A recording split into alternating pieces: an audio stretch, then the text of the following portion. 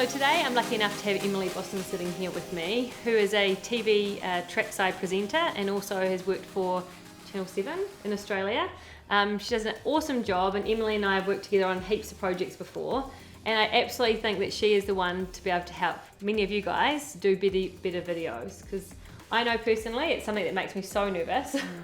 I do feel like a possum in the headlights, and I just think, you know, being able to get some real tips and tricks from someone that has started off having to learn and sort of now at such a high level would be so valuable. So what have you got for us, Emily? Yeah, it's such a daunting experience, isn't it? Because there's a camera plonked in front of you, you've got to remember what you've got to say, you want to get your point across, and you've also got to do that in a relaxed, confident, bubbly manner, showcasing your product or your business to the best of its ability. I think the first tip that I would give would definitely be confidence. The camera kind of can often distort you and your personality, and often you think you're being confident, but it doesn't actually translate on the screen. So with that first word that comes out of your mouth, make it bold, make it strong, and fake it till you make it. I mean, I can fully admit there's so many times on the inside I'm in turmoil, but the outside just gotta make it happen and tell yourself you can do this. And really, it's just a conversation, and breaking it down to really bite-sized pieces makes it a far less daunting prospect. How important is picking the right people, I guess, for the shoot? Yeah, really important. A good producer or an interviewer will develop that relationship with you. It doesn't have to be over multiple coffee dates or anything like that. It can just be a really good 15-minute chat before you start what you're filming. And you want to cover off all those questions that you have. Do I look at the camera? Do I look at you?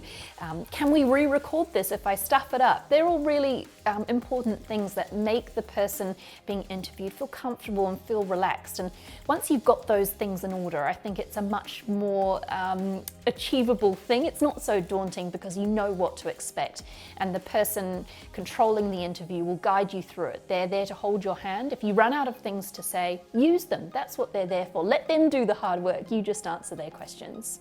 Another thing we've discussed a few times is, because I'm like such an organizer, I love to have everything written down and I like to know exactly what I'm going to say, and it hasn't actually worked that well for me in the past. So what's your thoughts around how much prep you should do or how little prep you should do?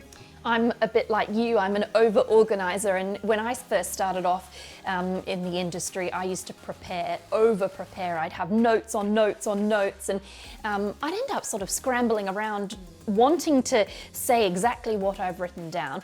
And as I've gone along, having a few bullet points to remind yourself of what you want to say is far more productive. I think be prepared, but not over-prepared, so you don't get yourself in a kerfuffle when it comes to getting the information across. And like we just said, get it back to basics. You know about your product and you're passionate about it, and let that translate through the camera.